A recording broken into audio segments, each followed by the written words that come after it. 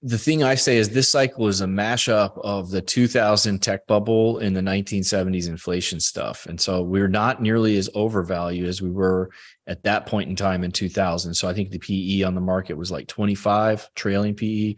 And today it's more like 18 or 19 or something like that.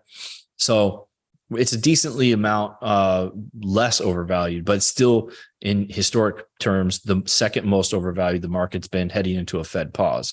So that's kind of concerning, and that's going to limit whatever upside you think you got when the Fed does take their foot off the gas.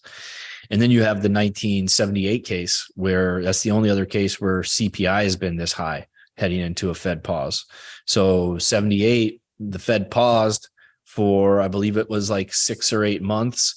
And then they started hiking again because CPI just, if you look at a chart of CPI through that Fed pause, it just kept going higher. So that would be like a worst case scenario for us. I don't see that happening. But the bottom line is there's going to be less juice in the market when the Fed does pause. And the Fed's going to be a little behind the curve because they're worried about the inflation genie getting back out of the bottle, so they're going to push another couple months here, another few months before they pause.